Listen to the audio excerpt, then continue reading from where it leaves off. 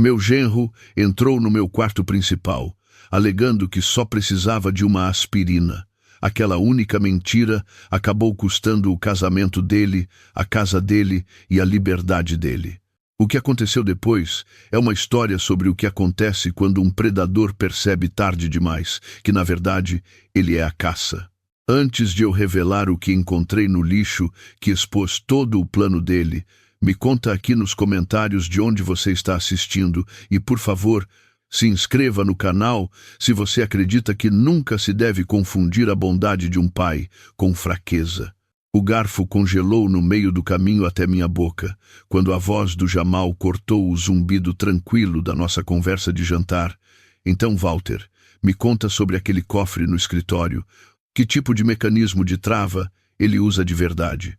A Maia quase engasgou com o copo de água, colocando-o na mesa com uma batida seca contra o porta-copos. Jamal, que tipo de pergunta é essa? Ela questionou, sem fôlego e confusa.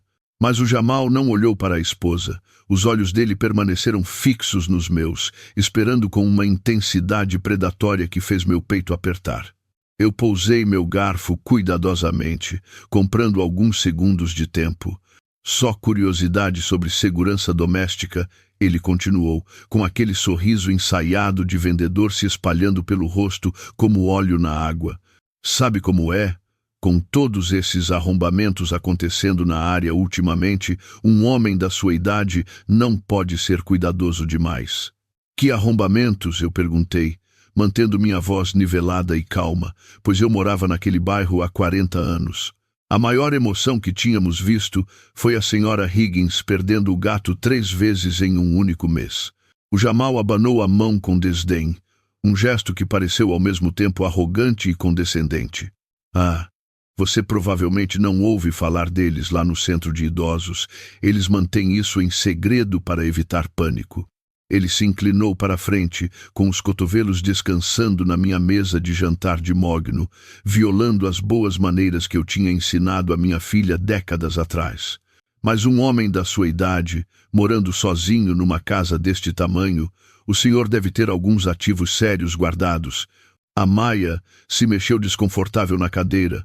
O pai sempre foi cuidadoso em trancar tudo, Jamal. Você sabe disso. Certo. Mas, e o seguro? O Jamal pressionou, com a voz ficando mais insistente, mais agressiva.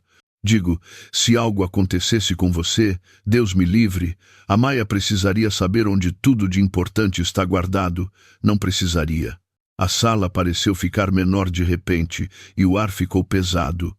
Eu observei o rosto do Jamal, notando como as pupilas dele dilataram levemente quando ele mencionou minha hipotética morte. Notei como os dedos dele tamborilavam um ritmo nervoso contra a madeira quando eu não respondi imediatamente. Eu tenho tudo organizado, eu disse finalmente, com a voz deliberadamente lenta. A Maia sabe o que ela precisa saber. Mas ela sabe sobre a chave. A pergunta ficou pairando no ar como fumaça tóxica. A Maia olhou entre nós, com a confusão franzindo sua testa lisa. Que chave? Ela perguntou suavemente.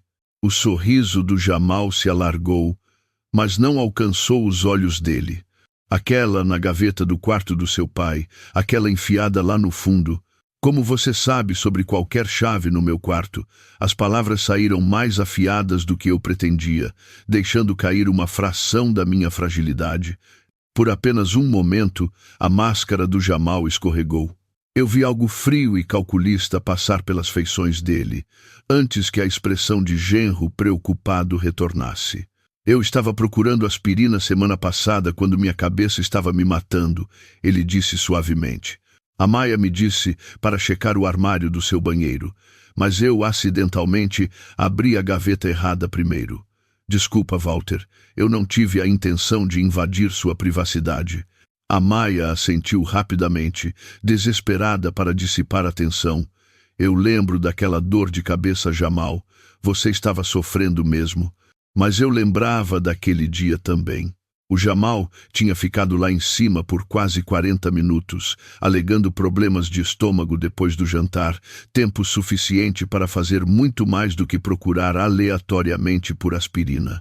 A aspirina fica no armário de remédios, eu disse calmamente. Sempre esteve lá por 30 anos. O maxilar do Jamal travou quase imperceptivelmente. Devia estar muito fora de mim por causa da dor, ele murmurou, olhando para o prato. A conversa se arrastou depois daquilo, mas o Jamal continuou circulando o assunto. Perguntas sobre meu banco, sobre quem mais tinha chaves da casa, sobre minhas rotinas diárias. Cada pergunta parecia como dedos cutucando uma ferida, testando por fraqueza. Quando o jantar finalmente acabou, a Maia pulou para tirar a mesa. Eu cuido da limpeza hoje, pai. Você cozinhou, ela disse, beijando minha bochecha. Eu não me importo, eu disse, já empilhando os pratos. Era minha rotina, meu jeito de processar o dia. Hoje à noite, eu precisava especialmente do ritmo familiar de lavar e secar, para acalmar a tempestade se formando no meu estômago. Vamos, querida, o Jamal disse para a Maia, com a mão já pesada no ombro dela. Deixa seu pai cuidar da cozinha dele. Nós devíamos descansar um pouco. Eles desapareceram escada acima, e eu ouvi o baque pesado da porta do quarto de hóspedes fechando.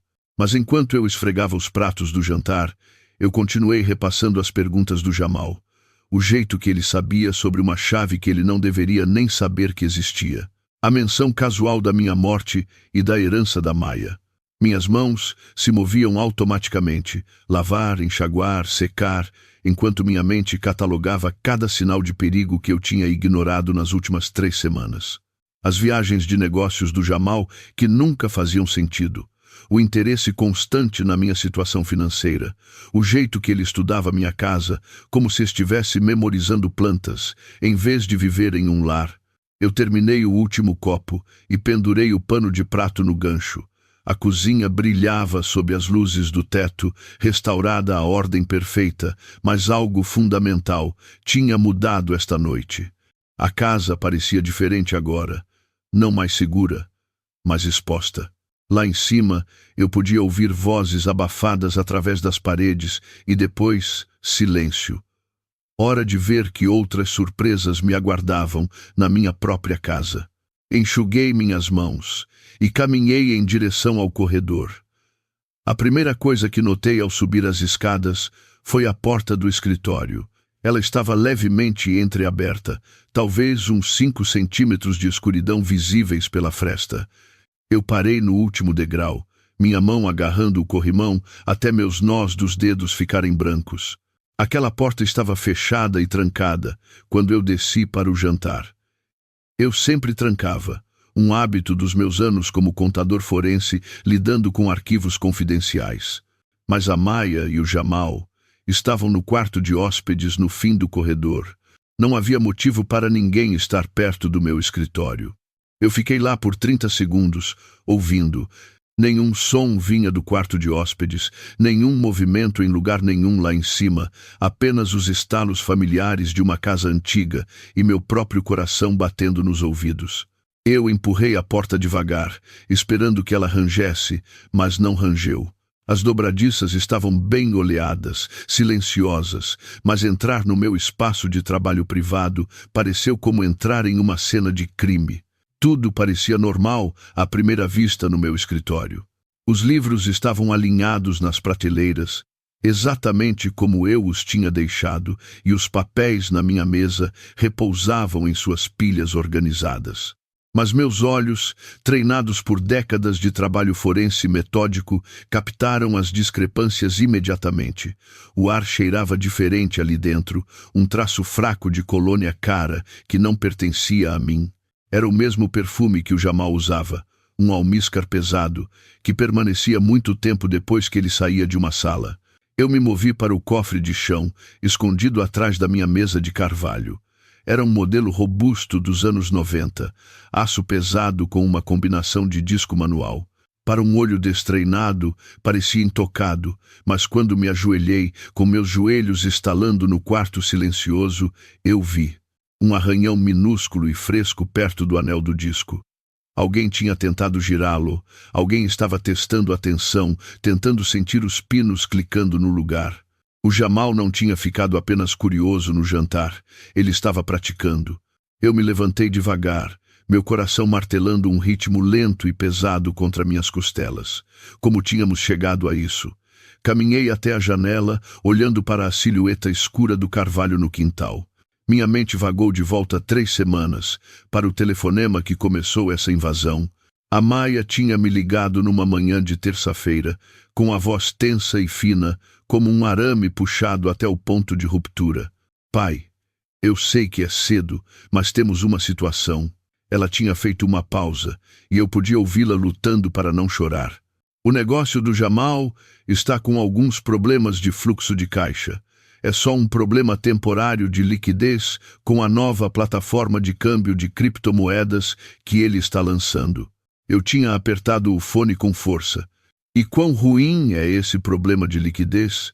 Eu tinha perguntado imediatamente, já pegando meu talão de cheques, porque um pai nunca deixa de querer salvar seu filho. Estamos atrasados com a hipoteca pai. 3 meses. O banco está falando sobre processos de execução, se não colocarmos em dia até o final do trimestre. O alívio na voz dela, quando eu disse que podiam ficar comigo, tinha sido de partir o coração. Minha garotinha, 32 anos de idade e orgulhosa demais para pedir ajuda até não ter escolha. Claro que ela podia voltar para casa. Claro que eu ajudaria. Mas mesmo naquela época, algo tinha me incomodado na história do Jamal. Ele alegava ser um empreendedor visionário, sempre falando sobre blockchain e finanças descentralizadas, mas as explicações dele eram pesadas em palavras da moda e leves na mecânica. 3 dias depois, eles chegaram com um caminhão de mudança e caixas demais para uma estadia temporária. A Maia tinha me abraçado forte na porta, com lágrimas nos olhos, sussurrando obrigado repetidamente. Mas o Jamal tinha sido diferente. Ele entrou como se estivesse me fazendo um favor, o aperto de mão firme, mas breve, os olhos já escaneando minha casa com uma intensidade que deveria ter me alarmado na hora. Lugar legal, Walter, ele tinha dito, andando pela minha sala de estar como um avaliador de imóveis. Muito charme vintage, deve valer uma fortuna neste mercado. Na época, eu atribuí aquilo à personalidade abrasiva dele. Agora, parado no meu escritório violado, eu percebi que ele estava calculando a metragem quadrada dos seus futuros ativos. As evidências vinham se acumulando há dias, mas eu tinha escolhido ignorá-las pelo bem da Maia. Apenas ontem de manhã, eu tinha encontrado a primeira prova concreta de que meu genro não era um empresário temporariamente em dificuldades, mas um mentiroso se afogando no próprio vício. Era dia de lixo. Geralmente, o Jamal dormia até meio-dia, deixando a Maia lidar com as tarefas antes do plantão dela. Mas ontem, ele estava de pé na aurora, agressivamente prestativo para levar a reciclagem para fora. Deixa que eu pego isso, Walter. Você relaxa, ele tinha insistido, agarrando a lixeira das minhas mãos. A ansiedade dele era suspeita. Eu esperei até que ele entrasse para tomar banho, então voltei para a calçada. Eu abri a lixeira azul e cavei passando pelas caixas de leite e jornais. No fundo, escondidas dentro de uma caixa de cereal vazia, eu as encontrei. 4 bolas de papel amassado. Eu as alisei contra a lateral da lixeira, minhas mãos tremendo de raiva suprimida. Não eram faturas de negócios, não eram cartas de investidores. O primeiro era um aviso final de uma empresa de cartão de crédito que eu nunca tinha ouvido falar, endereçado ao Jamal numa caixa postal. O segundo e o terceiro eram cartas de cobrança de plataformas de apostas esportivas online, DraftKings e FanDuel. Os números eram impressionantes. Ele não estava investindo em criptomoedas. Ele estava apostando a segurança da esposa dele, em jogos combinados e diferenças de pontos. O quarto papel era o pior. Era um bilhete escrito à mão, rabiscado em papel de caderno sujo, mal legível. Quinta-feira. Pague. Ou ligamos para a esposa. Eu tinha enfiado os papéis no meu bolso, com meu estômago revirando. Ele estava atolado até o pescoço. Ele estava desesperado, e homens desesperados são perigosos. Mais tarde, naquela mesma tarde, o Jamal me encontrou no jardim, enquanto eu estava podando as rosas. Ele se aproximou de mim com aquele mesmo sorriso falso que tinha usado no jantar hoje. Ei, Walter, tem um minuto? Eu continuei cortando as cabeças mortas das rosas, sem olhar para ele. O que você precisa, Jamal? Ele suspirou, uma expiração longa e dramática, destinada a despertar simpatia. Olha, eu tenho essa oportunidade incrível com o negócio. Um carregamento de plataformas de mineração está preso na alfândega e eu só preciso de um empréstimo ponte para liberá-los. Assim que estiverem montados, estamos falando de 5 dígitos por mês em renda passiva. Eu me virei para olhar para ele então. Ele estava suando, apesar da brisa fresca. Os olhos dele corriam pelo quintal, incapazes de sustentar meu olhar. Quanto? Eu perguntei. 10.000, ele disse rapidamente. Só por 2 semanas. Eu te pago de volta com juros, Walter, eu prometo. Eu olhei para este homem que mentiu para minha filha, que invadiu minha casa, que apostou o futuro deles. Eu queria gritar. Eu queria jogar os comprovantes de aposta amassados na cara dele e dizer para ele sair. Mas eu conhecia a ciência forense. Eu sabia que se você ataca cedo demais, o suspeito corre e destrói as evidências. Eu precisava pegá-lo de um jeito que a Maia não pudesse negar. Eu precisava que ele mostrasse sua verdadeira face. Eu cortei outro galho de rosa, o som agudo no jardim silencioso. Eu não posso fazer isso, Jamal, eu disse, colocando minha melhor voz de velho cansado. Meus ativos estão todos presos em anuidades fixas e na pensão. Eu mal tenho dinheiro líquido suficiente para pagar os impostos da propriedade este ano. Sabe como é? Vivendo com renda fixa. O rosto do Jamal se contorceu. Por uma fração de segundo, a máscara do genro deferente desapareceu, substituída por pura raiva não adulterada. Ele olhou para mim com tanto desprezo que pensei que ele poderia me agredir ali mesmo entre as rosas. Então ele piscou e a máscara deslizou de volta para o lugar, embora estivesse mais fina agora. Eu entendo, Walter, ele disse com a voz tensa. Tempos difíceis para todo mundo, né? Ele tinha se afastado rigidamente, chutando uma pedra no caminho. Aquele foi o momento em que eu soube que não estava seguro. Aquele foi o momento em que soube que ele pararia de pedir e começaria a tomar. Parado no meu escritório agora, verifiquei a tranca do cofre uma última vez. Estava seguro por enquanto. Desliguei a luminária da mesa, mergulhando a sala nas sombras. A conversa no jantar hoje à noite sobre a chave e o seguro não foi apenas papo furado, era o plano B. Eu tinha negado o empréstimo para ele, então agora ele vinha buscar o principal. Saí do escritório e tranquei a porta atrás de mim, testando a maçaneta para ter certeza. Caminhei pelo corredor em direção às escadas, meus passos silenciosos no tapete. Eu precisava dormir, ou pelo menos fingir que dormia. Ao passar pela porta do quarto de hóspedes, parei. Podia ouvir a voz do Jamal, baixa e urgente. Ele não estava dormindo, ele estava planejando, e eu precisava estar pronto para o que quer que ele tivesse reservado. O sono não veio fácil naquela noite. Fiquei acordado encarando o ventilador de teto cortando as sombras, ouvindo a casa se acomodar ao meu redor. Cada rangido do assoalho parecia um aviso, cada sussurro do vento lá fora soava como uma intrusão. O inimigo não estava mais nos portões, ele estava dormindo no fim do corredor, sob o meu teto, comendo minha comida e tramando minha ruína.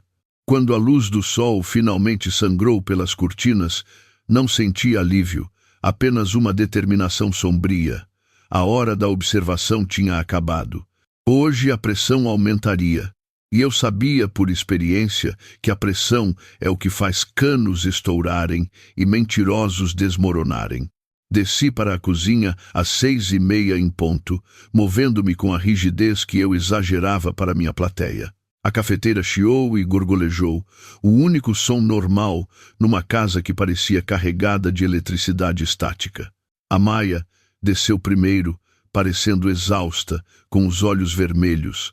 Ela beijou minha bochecha, mas a mente dela estava claramente em outro lugar. Bom dia, pai, ela murmurou, pegando uma caneca. Eu servi o café dela preto, do jeito que ela gostava. Noite difícil? Perguntei, mantendo meu tom leve. Ela suspirou, encostando-se no balcão. O Jamal ficou se revirando a noite toda. Ele está apenas estressado com o lançamento do negócio. Eu balancei a cabeça devagar, tomando um gole do meu próprio café. Negócios podem ser imprevisíveis, eu disse. Só certifique-se de que ele não está assumindo riscos demais. A Maia abriu a boca para defendê-lo, mas a campainha tocou, cortando a fala dela. Era cedo demais para visitas. 7 da manhã significava más notícias ou emergências. Eu me movi em direção ao corredor, mas a Maia acenou para que eu ficasse. Eu atendo, ela disse. Eu fiquei na cozinha, mas me posicionei perto da porta, com meus aparelhos auditivos no volume máximo. Ouvi a porta pesada da frente abrir e depois uma voz grossa e desconhecida. Entrega para um Sr. Marcos? Não, pera, Jamal. Jamal Evans. Houve uma pausa. Eu sou a esposa dele, a Maia disse, com a voz confusa. Tem algum problema? É, senhora, grande problema, o homem disse. Sou da recuperadora Tree State. Temos uma ordem de reintegração de posse para o Tesla estacionado na garagem. Pagamentos atrasados há 4 meses. Meu peito apertou. 4 meses. Ele tinha parado de pagar o carro antes mesmo de perder a casa. Ouvi a respiração da Maia travar. Isso é impossível, ela gaguejou. Meu marido cuida das finanças. Ele disse que o leasing estava pago pelo ano todo. A voz do homem permaneceu plana e profissional. Olha, eu só tenho a papelada. Chave ou o gancho, a escolha é sua. Passos trovejaram escada abaixo. Jamal apareceu, parecendo descabelado e frenético, puxando uma camiseta pela cabeça. Ei, o que está acontecendo? Ele gritou, correndo para a porta. Eu pisei no corredor então, assistindo das sombras. O rosto do Jamal era uma máscara de pânico quando viu o motorista do reboque. Tem um erro, o Jamal disse, com a voz falhando. Eu falei com o banco ontem. Isso devia estar resolvido. O motorista cruzou os braços. Fale com o banco então, amigão. Preciso da chave. O Jamal tentou bloquear fisicamente a porta, uma tentativa patética de dominância. Você não vai levar meu carro. É um mal-entendido. Não faça cena na frente dos vizinhos, o motorista apenas balançou um gancho no cinto. Já é uma cena. Me dá o chaveiro, ou chamo a polícia e adicionamos uma acusação de perturbação à conta. A Maia virou para o marido, com o rosto pálido. Jamal dá a chave para ele. O Jamal olhou para ela, depois para o motorista, depois para o carro preto elegante na garagem, que representava o último fragmento do seu falso sucesso. Ele estava preso. A humilhação lavou ele, deixando sua pele manchada e cinza. Ele enfia a mão no bolso e jogou o chaveiro para o motorista. Tudo bem, leva, ele cuspiu. Vou processar sua empresa por apreensão indevida até o meio-dia.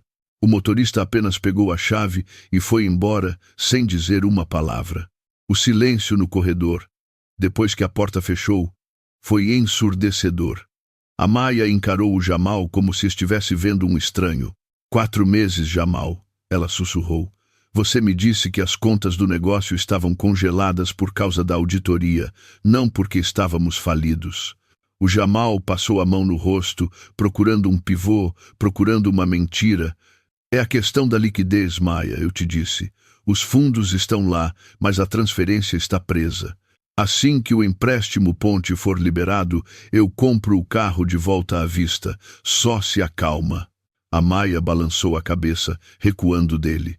Eu vou trabalhar, ela disse, com a voz tremendo. Não consigo lidar com isso agora. Vamos conversar hoje à noite, Jamal. Conversa real.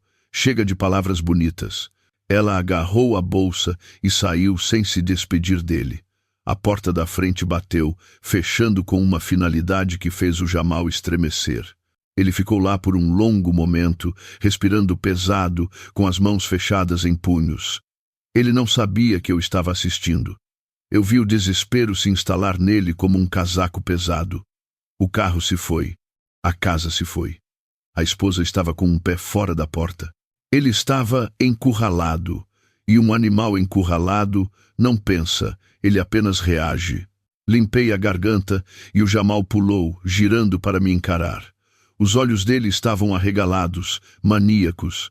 Passei por ele em direção à cozinha, como se eu não tivesse visto nada.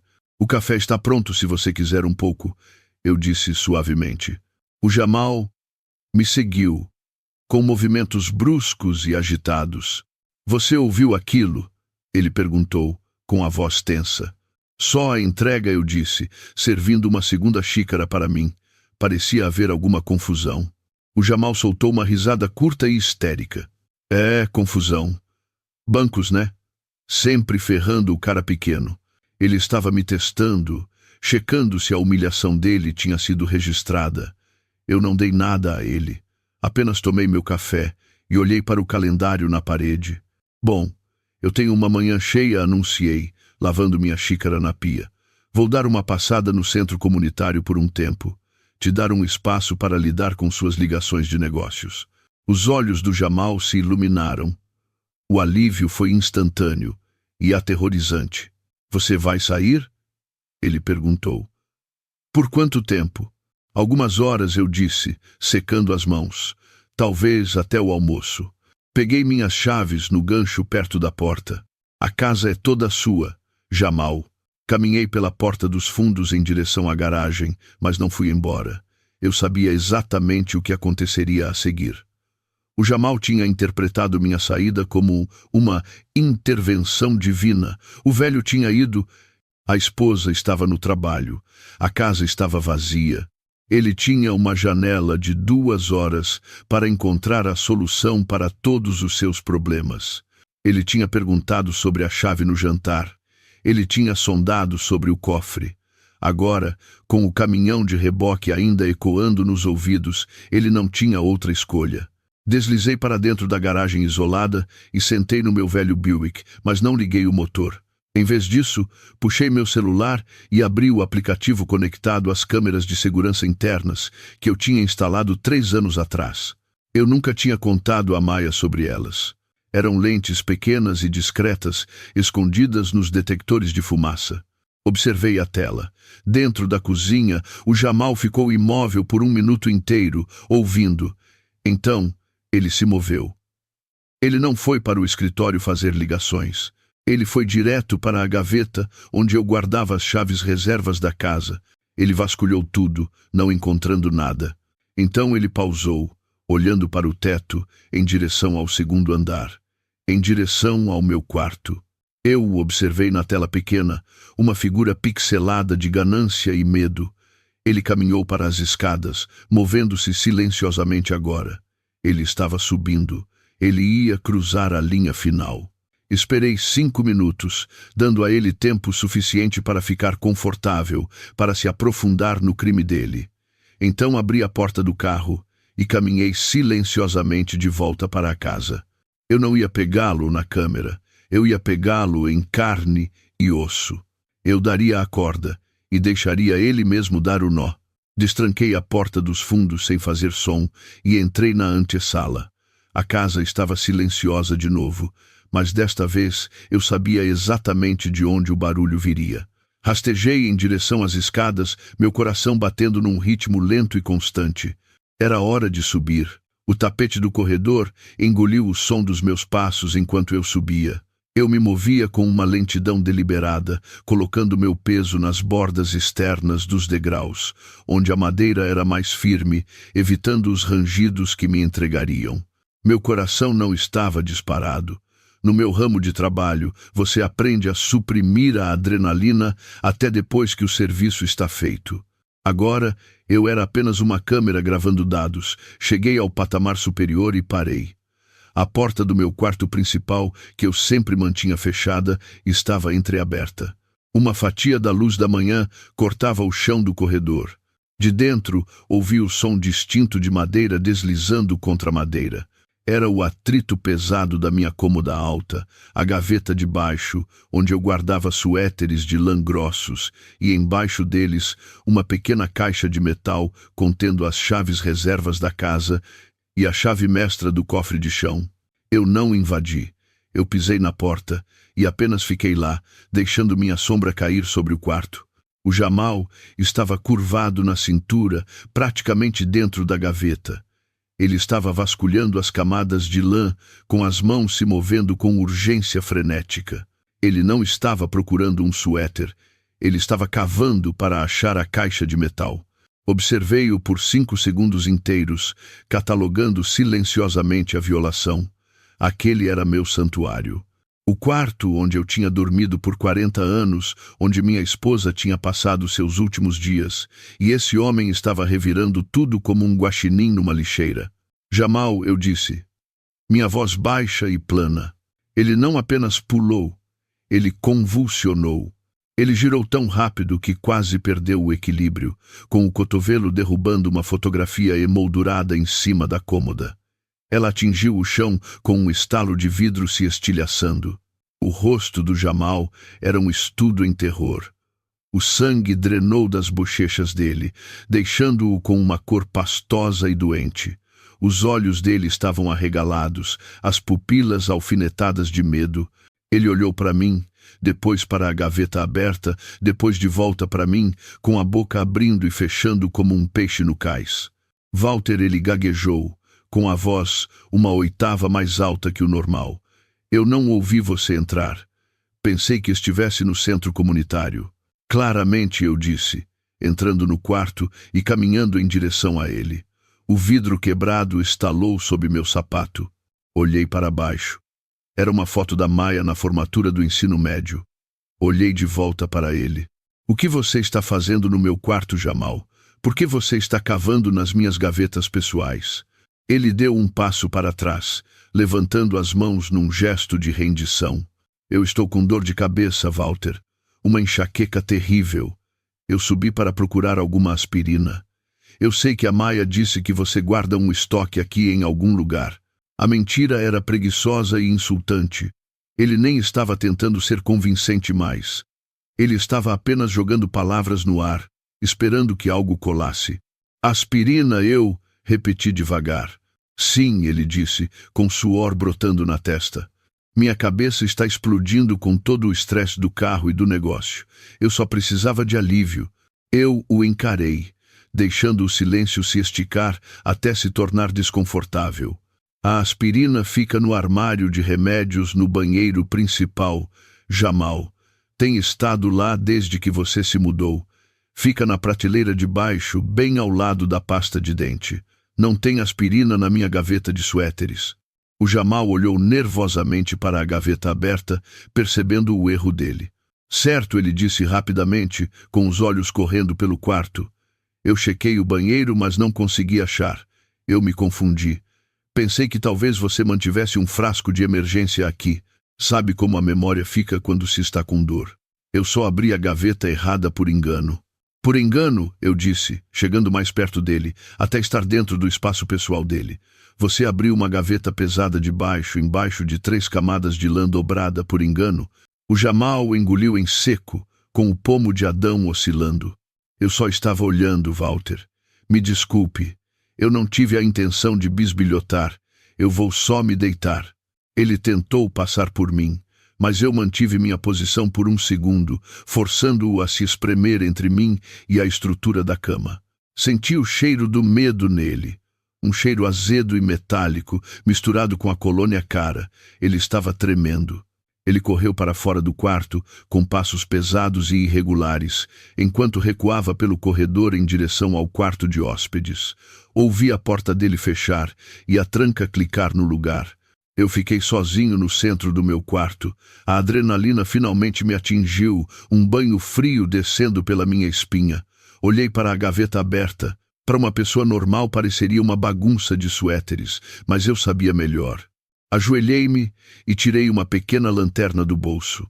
Antes de sair de casa esta manhã, eu tinha colocado um único fio de cabelo claro, arrancado da minha própria cabeça, atravessando o selo da caixa de metal escondida sob os suéteres. Era um truque velho, simples, mas eficaz. Levantei as camadas de lã. A caixa de metal estava lá, sentada no canto de trás. Apontei a luz para a tampa. O fio de cabelo tinha sumido. Abri a caixa. Dentro repousava a chave de latão do cofre de chão. Parecia intocada em sua cama de veludo, mas olhei mais de perto. Eu tinha polvilhado a chave com uma quantidade microscópica de pó UV 2 dias atrás, apenas por precaução. Eu não precisava de uma luz negra para saber o que tinha acontecido. A chave estava levemente rotacionada. A cabeça da chave estava virada para a esquerda. Eu sempre a colocava virada para a direita. Jamal a tinha encontrado. Ele a segurou na mão. Ele provavelmente tirou uma foto do código dos dentes, ou talvez estivesse apenas testando para ver se conseguia localizá-la rapidamente. Ele não a levou ainda, porque isso dispararia um alarme antes que ele estivesse pronto para atacar. Ele estava confirmando o ativo. Fechei a caixa e recoloquei os suéteres, alisando-os para esconder a perturbação. Mas ele tinha cometido um erro fatal. Ele assumiu que eu era apenas um velho desconfiado que o pegou por sorte. Ele não sabia que eu estava atraindo ele. Ele não sabia que a chave na caixa era real, mas a fechadura do cofre tinha sido trocada 3 dias atrás. A chave que ele acabou de encontrar entraria na fechadura, mas não giraria os pinos. E ele não sabia sobre a segunda armadilha que eu estava preparando. Caminhei até a janela, olhando para o quintal. Jamal tinha saído pela porta dos fundos. Ele estava andando de um lado para o outro perto da cerca, com o telefone pressionado no ouvido. Ele parecia maníaco, agitando a mão livre no ar. Ele não estava descansando. Ele estava se reportando. Ele tinha encontrado a chave, confirmado o alvo. Agora, ele estava ligando para seus mestres para dizer que o golpe estava valendo. Eu precisava ouvir aquela ligação. Eu precisava saber exatamente qual era o cronograma dele. Fui rapidamente até o armário, onde guardava meu velho equipamento de campo. Cavei passando pelos casacos de inverno, até encontrar o microfone direcional de longo alcance. Eu o usava para observar pássaros agora, mas o tinha usado para propósitos muito mais sombrios na minha vida passada. Verifiquei a bateria. Estava cheia. Movi-me para a janela, abrindo-a apenas uma fresta. Apontei o microfone para a figura inquieta no quintal e coloquei o fone de ouvido. O som do vento magnificou no meu ouvido, e então a voz do Jamal cortou, cristalina e cheia de veneno. Olha, Tony, eu te disse que tenho tudo sob controle. Jamal sibilou, com a voz tremendo numa mistura de medo e bravata. Pare de ligar para o telefone fixo. Se a esposa atende, nós dois estamos mortos. Ajustei o ganho no microfone. O nome Tony era novo. Provavelmente um apelido para um agiota, o tipo de pessoa que não manda cartas em papel timbrado. Eu não estou enrolando, Jamal argumentou. Eu estive lá dentro agorinha. Eu encontrei a chave. Sim, a chave física do cofre de chão. Eu a tive na minha mão 5 minutos atrás. O velho guarda exatamente onde eu pensei que guardava. Ele é uma criatura de hábitos, Tony. Um dinossauro. Ele não muda suas manias. Senti um aperto frio no peito. Ouvir ele me chamar de dinossauro não foi o insulto que ele pretendia. Dinossauros foram predadores alfa por milhões de anos. Foi a confirmação de que ele tinha localizado a isca com sucesso que me gelou. Ele acreditava que tinha sido mais esperto que eu. Escutei enquanto a voz na outra ponta da linha falava. Eu não conseguia ouvir as palavras, apenas a cadência abafada de um barítono agressivo, mas podia julgar o conteúdo pelo jeito que o Jamal encolheu os ombros em direção às orelhas. Não, não faz isso, Jamal implorou, com a voz caindo para um sussurro desesperado. Deixa a Maia fora disso. Ela não sabe de nada. Você toca nela, e eu juro por Deus. A voz do outro lado o cortou. Jamal estremeceu, como se tivesse levado um tapa. Quinta-feira, Jamal disse apressadamente. Quinta-feira à noite. Ela tem o plantão da noite no hospital. O velho vai dormir às 9. Eu terei o dinheiro até a meia-noite. Só me dê 24 horas. Quinta-feira. Isso era amanhã. O cronograma tinha acabado de acelerar de uma ameaça vaga para um prazo imediato. Eu sei o total, Jamal murmurou. 47 mil mais a taxa. Eu sei. Só fala para os seus garotos recuarem da casa. Eu vi o carro passar hoje de manhã. Você está assustando os vizinhos. A chamada terminou abruptamente. Jamal baixou o telefone devagar, encarando a tela preta como se fosse uma arma carregada. Ele passou a mão no rosto, limpando o suor, e endireitou a coluna. Ele colocou a máscara de volta. Vi ele praticar um sorriso no reflexo da janela escura da cozinha antes de virar para entrar. Tirei o fone de ouvido e coloquei o microfone na minha mesa. Minhas mãos estavam firmes, mas meu sangue corria frio. $47 mil. Isso não era um empréstimo comercial. Isso era dívida de jogo profunda e caótica. E o homem a quem ele devia claramente não era um banco. Ele tinha ameaçado a Maya. Eles estavam vigiando a casa. Olhei para as minhas mãos. Elas eram enrugadas e manchadas pela idade, mas ainda tinham força nelas. Eu tinha passado 30 anos investigando fraudes, derrubando criminosos de colarinho branco que pensavam ser intocáveis. Esse predador tinha convidado outro predador para minha porta, e agora minha filha estava na linha de fogo. Guardei o equipamento, devolvendo o microfone para sua caixa atrás dos casacos de inverno. Eu precisava ser rápido. Jamal tinha confirmado o prazo. Amanhã à noite ele faria seu movimento. Ele acreditava que eu era um velho senil, guardando uma fortuna a qual ele tinha direito. Ele acreditava que a chave na mão dele era a resposta para suas preces. Ele estava errado. Saí do quarto, fechando a porta com suavidade. Caminhei pelo corredor, passando pelo quarto de hóspedes, onde a Maya e o Jamal dormiam. A porta estava aberta agora, e o quarto parecia caótico, com roupas espalhadas por toda parte, evidência de uma mente em tumulto. Desci as escadas e encontrei o Jamal na cozinha.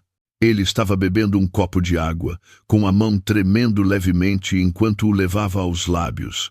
Quando me viu, ele pulou, derramando água pelo queixo. Walter, ele disse, limpando a boca, não sabia que você estava aqui embaixo. Só pegando um copo d'água também, eu disse, indo para a pia. Você parece pálido, Jamal. Aquela dor de cabeça ainda está te incomodando? Ele forçou uma risada, um som quebradiço que rachou no meio. É só uma enxaqueca persistente. Acho que vou me deitar um pouco, tentar dormir antes que a Maya chegue. Faça isso, eu disse, enchendo meu copo. Descanso é importante. Você quer estar fresco para amanhã, certo? Ele congelou. Os olhos dele travaram nos meus, procurando por um duplo sentido, procurando por uma ameaça. Por quê? O que tem amanhã? Ele perguntou, com a voz tensa. Quinta-feira, eu disse, tomando um gole de água. Dia de lixo de novo. E acho que a Maya disse que ela tem aquele plantão da noite. Só quero ter certeza de que você está se sentindo disposto para cuidar do forte, enquanto nós dois estamos ocupados. A tensão drenou dos ombros dele, mas apenas levemente. Certo, ele disse, expirando. Quinta-feira. Eu vou estar bem até lá, só preciso dormir. Ele correu para fora da cozinha, escapando da conversa. Eu o observei ir. Ele era um homem caminhando em direção a um penhasco, acreditando que era uma escadaria. Terminei minha água e pousei o copo. A hora da observação passiva tinha acabado. Jamal tinha trazido a ameaça de violência para o meu mundo, então eu responderia com uma violência da minha própria espécie.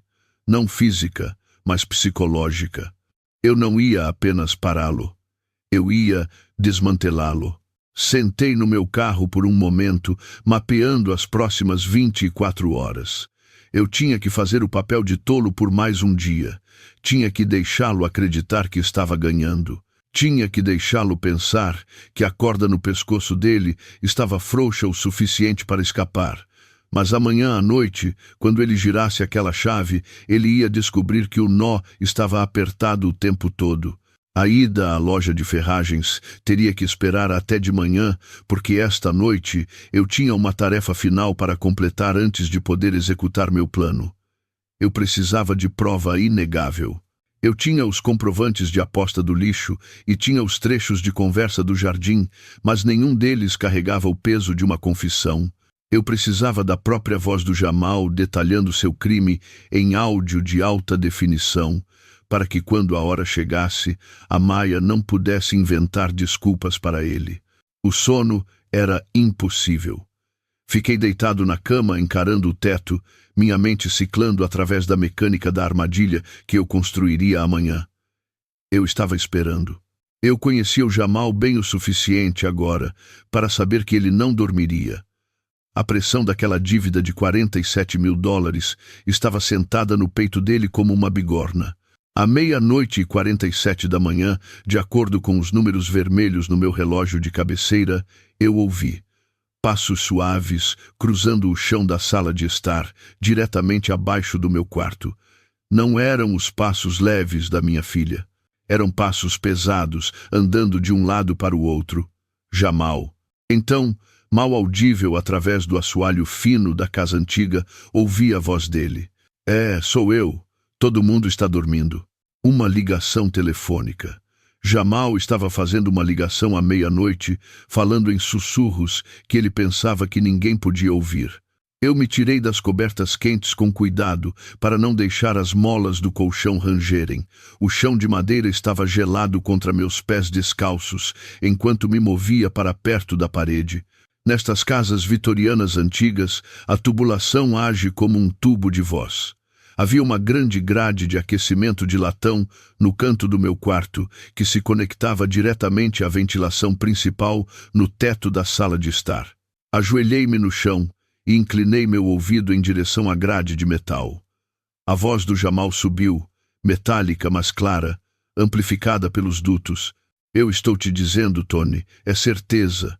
O velho está completamente fora do ar. Eu testei ele hoje com a chave e ele nem notou. Ele é mole, Tony. Um dinossauro total. Meu sangue gelou. Ele estava falando com o cúmplice, o homem da conversa no jardim. Alcancei meu celular na mesa de cabeceira. Minhas mãos tremiam, não de medo, mas de uma raiva fria e focada. Abri o aplicativo de gravação de voz e apertei o botão vermelho. Estamos falando de dinheiro sério aqui, Jamal disse, com a voz caindo mais baixo, mas carregando uma energia excitada. Ele guarda pelo menos 50 mil em dinheiro naquele cofre de chão, mais moedas de ouro e alguns títulos. Cobre a dívida e nos deixa com uma boa almofada para sair da cidade. Observei o cronômetro vermelho na tela do meu celular subir. 10 segundos, 20 segundos. Era isso. Esta era a acusação de conspiração. E a esposa? A voz na outra ponta deve ter perguntado, porque o Jamal pausou. Não se preocupe com a Maia, Jamal, disse, e o descaso casual no tom dele me fez querer descer e estrangular. Lô, ela está trabalhando no turno da noite no hospital amanhã. Ela sai às 6 e não volta até às 8 da manhã seguinte. Isso nos dá uma janela de 12 horas. Pressionei meu ouvido mais perto da grade. Eu precisava ouvir a estratégia de saída. Vou batizar a bebida do velho por volta das 8, Jamal continuou. Eu moí alguns dos comprimidos para dormir dele. Ele vai estar apagado às 9. Eu abro o cofre, pegamos a mala e eu enceno para parecer um roubo que deu errado, ou talvez a gente só deixe quieto. Deixar quieto? Ele perguntou a alguém na outra linha. Jamal riu, um som que fez minha pele arrepiar.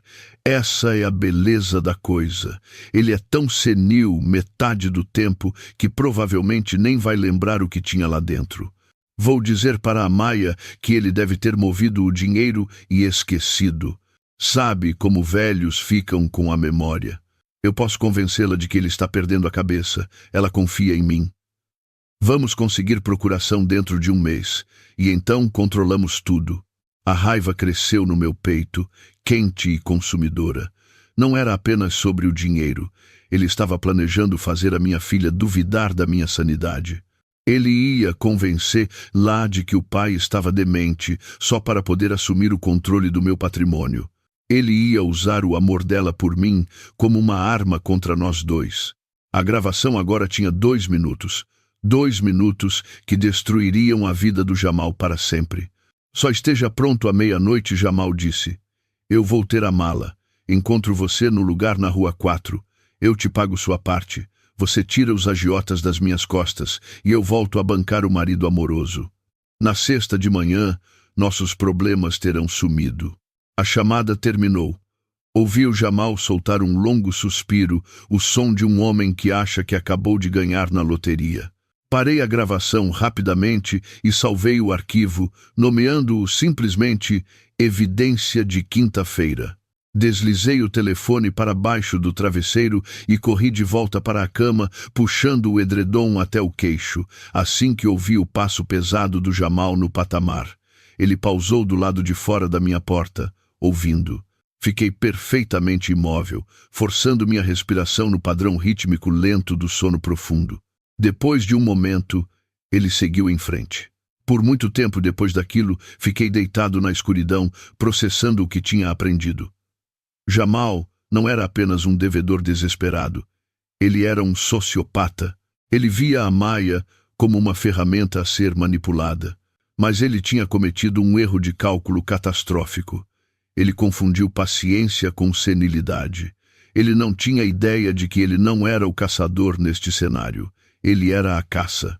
E ele tinha acabado de entrar na zona de abate. Amanhã eu acordaria e seria o velho confuso uma última vez. Eu embaralharia os pés e resmungaria, e deixaria ele se sentir superior. Eu deixaria ele servir sua bebida envenenada. E então eu mostraria a ele exatamente do que um dinossauro é capaz. Acordei às 6:30, o mesmo de sempre, mas hoje a rotina parecia uma performance. A gravação no meu celular, embaixo do travesseiro, parecia pesada, como um peso físico queimando através das penas. À 00:47 da manhã, o Jamal tinha selado o destino dele. Agora, eu tinha que deixar ele caminhar para dentro disso. Lá embaixo, liguei a cafeteira e comecei meu ritual habitual de café da manhã. Ovos com gema mole, torrada com geleia de morango, suco de laranja, tudo precisamente como tinha sido nas últimas 3 semanas, porque predadores percebem quando a presa muda de comportamento. Quando a Maia apareceu com o uniforme de enfermeira, ela parecia exausta. Plantão duplo hoje, ela murmurou, beijando minha bochecha. Não volto para casa até amanhã de manhã. Comportem-se vocês dois. Ela olhou para o Jamal, que estava sentado à mesa lendo notícias no tablet, com uma calma que fez meu estômago revirar. Ele sorriu para ela, um sorriso caloroso e solidário que não alcançava os olhos. Não se preocupe, amor, ele disse. Walter e eu vamos segurar as pontas. Vamos ter uma noite dos homens. Tomei um gole do meu café, mantendo a mão firme. Uma noite dos homens. Aquele era o código dele para me drogar e roubar meu cofre. Parece divertido, eu menti, com a voz rouca de rigidez matinal. Mas talvez eu vá dormir cedo, minhas articulações estão doendo com esse tempo. Os olhos do Jamal cintilaram com satisfação. Você descansa, Walter, ele disse. Sem pressão. Depois que a Maia saiu, a casa caiu num silêncio pesado. Jamal foi para a sala de estar para fazer mais ligações de negócios falsas, e eu aproveitei minha janela de oportunidade. Tenho algumas coisas para resolver na rua, anunciei, pegando minhas chaves. Só preciso comprar alguns suprimentos para o jardim. Jamal mal olhou para cima. Leve o tempo que precisar. Walter, ele gritou. Dirija com cuidado. Ele provavelmente estava emocionado por ter a casa só para ele de novo, para fazer um ensaio final da cena do crime. A viagem até a loja de ferragens foi a primeira vez que me senti eu mesmo em semanas. Eu não era mais o velho frágil, eu era o investigador. Eu era o homem que tinha derrubado esquemas de pirâmide e redes de fraude bancária. Estacionei o Buick e entrei na loja com um propósito. Eu não precisava de uma mangueira de jardim. Eu precisava de componentes para uma armadilha de contenção. Caminhei pelos corredores com uma cesta de compras, reunindo itens que pareciam não ter relação para quem estivesse assistindo, mas que, combinados, formavam uma surpresa desagradável. Um cilindro de ar comprimido. Um mecanismo de liberação por mola, geralmente usado para portas de armário. Um pequeno funil de plástico. E então, o ingrediente mais importante. Fui para o corredor de tintas. Eu não queria tinta comum. Peguei um saco de glitter prateado, o grão mais fino que tinham, o tipo que entra nos poros e nunca mais sai. Depois, encontrei o giz de marcação usado para linhas de construção. Azul, neon brilhante. Era um pó que manchava a pele ao contato e exigia solventes industriais para remover. No caixa, o atendente, um jovem chamado Davis, escaneou os itens. "Construindo algo interessante, Sr. Evans?" ele perguntou. "Só um projetinho para os netos", eu disse, sorrindo meu sorriso inocente de avô. "Algo para surpreendê-los." O Davis riu. "Eles vão amar o glitter. Mas isso se espalha por tudo." "Você não tem ideia", eu disse. De volta em casa, passei direto pela cozinha e fui para minha oficina no porão. Era um espaço empoeirado e cheio de tralhas, repleto de ferramentas de 40 anos de casa própria. O Jamal nunca descia aqui. Era sujo demais para os mocassins italianos dele. Tranquei a porta por dentro e limpei um espaço na bancada. Era hora de projetar uma obra-prima. Comecei com o sistema de entrega. Peguei um pequeno tubo de papelão e o reforcei com fita adesiva. Montei o mecanismo de mola no fundo, calibrando a tensão. Precisava ser sensível o suficiente para disparar com um toque leve, mas estável o bastante para não explodir quando a gaveta fosse simplesmente aberta. Testei com uma colher de pau. O estalo foi seco. A mola liberou com um baque satisfatório, lançando a colher através da sala. Perfeito. Em seguida, veio a carga útil. Misturei o glitter prateado com o pó de giz azul neon numa tigela de plástico. A proporção era importante. Muito glitter e ficaria pesado, muito giz e faria apenas uma nuvem. Eu precisava de uma mistura que explodisse, cobrisse e grudasse. Adicionei um ingrediente final do meu antigo kit forense que eu mantinha num armário trancado acima da bancada. Um pequeno frasco de marcador de DNA sintético. Era um líquido transparente que secava invisível, mas brilhava em âmbar intenso sob luz UV. Era único para este frasco específico. Se o Jamal tentasse negar que foi ele quem abriu a gaveta, este marcador provaria que ele era a única pessoa no mundo que poderia ter feito isso. Carreguei a mistura no tubo, compactando frouxamente para garantir dispersão máxima. Ajustei o gatilho. Agora vinha o componente psicológico. A isca. Tirei a chave de latão verdadeira do cofre do meu bolso. Eu a tinha recuperado do quarto mais cedo, enquanto o Jamal estava no banho. Tracei o contorno dela num pedaço de papelão rígido e depois recortei. Colei 2 arruelas pesadas no papelão para dar o peso correto e pintei com uma tinta spray metálica de latão que eu tinha na prateleira. Na luz fraca de um quarto à noite, pareceria exatamente com a chave que o Jamal tinha visto ontem. Amarrei uma linha de pesca fina na chave falsa e conectei a outra ponta ao gatilho do meu canhão de glitter. A mecânica era simples. O canhão ficaria no fundo da gaveta, escondido sob os suéteres. A chave falsa ficaria na caixa de metal, em cima dos suéteres. Quando o Jamal estendesse a mão e levantasse a chave, a linha de pesca puxaria o pino. A mola liberaria. O ar comprimido dispararia, e o Jamal seria pintado de azul, prata e culpado. Embalei o dispositivo numa caixa de sapatos e subi as escadas. A casa estava quieta. Jamal provavelmente estava no quarto de hóspedes, tirando uma soneca ou refinando o plano dele. Deslizei para dentro do meu quarto e fechei a porta. Minhas mãos se moviam com velocidade praticada. Abri a gaveta debaixo da cômoda alta. Removi os suéteres, empilhando-os silenciosamente no chão. Coloquei o canhão no canto de trás, prendendo com fita dupla face para não tombar. Recoloquei os suéteres cuidadosamente, criando um pequeno túnel através da lã para a carga viajar. Coloquei a caixa de metal no lugar de sempre. Pus a chave falsa dentro, conectando a linha de pesca com precisão cirúrgica. Testei a tensão uma última vez. Estava esticada, pronta. Fechei a gaveta, deixando-a exatamente como o Jamal a tinha encontrado ontem. Para o olho nu, era apenas uma cômoda, Para o olho informado, era uma arma carregada. Mas eu não tinha terminado. Uma armadilha captura o animal, mas a evidência captura o criminoso. Tirei a câmera de segurança sem fio que eu tinha comprado dias atrás do meu bolso. Precisava de um ponto de vantagem que cobrisse a cômoda e a porta. Escaneei o quarto. A estante era muito alta. A mesa de cabeceira muito baixa. Meus olhos pousaram no detector de fumaça no canto. Era velho e amarelado. Perfeito. Subi numa cadeira e montei a pequena câmera preta logo acima do detector, usando a base magnética dela. Misturava-se perfeitamente com as sombras do teto. Puxei meu celular e verifiquei a transmissão.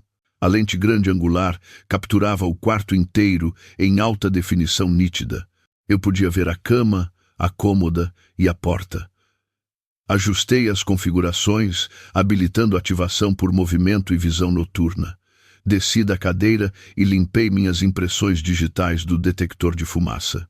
Olhei ao redor do quarto. Era um palco montado para uma tragédia. Esta noite, um homem entraria nesta sala, acreditando que estava prestes a roubar um futuro. Em vez disso, ele ia perder seu passado, seu presente e sua dignidade. Olhei no meu relógio. 4:30 da tarde. A Maia já estava no hospital, começando o plantão.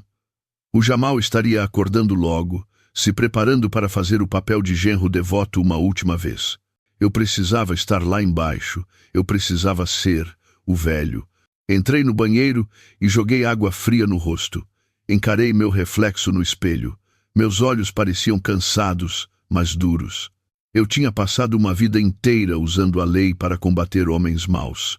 Esta noite eu usaria física e psicologia. Sequei meu rosto e pratiquei meu tremor, minha leve curvatura nas costas. Abri a porta do quarto e me arrastei para o corredor. Lá embaixo, ouvi a televisão ligar. Jamal estava assistindo esportes, esperando o relógio correr. Desci as escadas, deixando meus pés arrastarem levemente no tapete. "Ei, Walter Jamal!" gritou da sala de estar, com a voz brilhante demais, alta demais. "Você pegou tudo o que precisava para o jardim?" Entrei na sala e sorri para ele.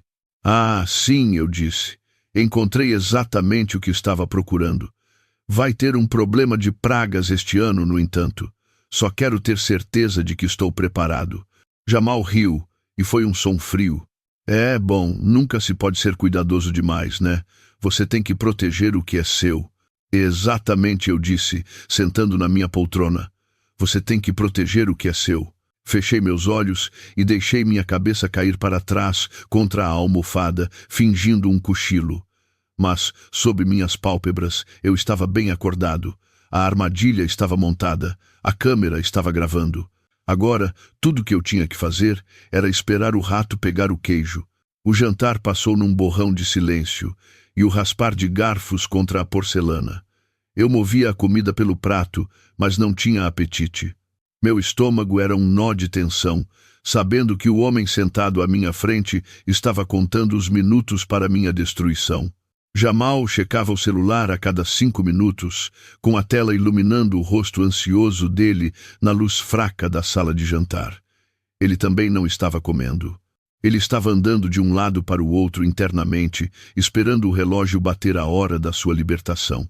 Às 8 horas, tínhamos nos mudado para a sala de estar. A Maia já estava longe, segura no hospital, sem saber que sua casa tinha se tornado um campo de batalha.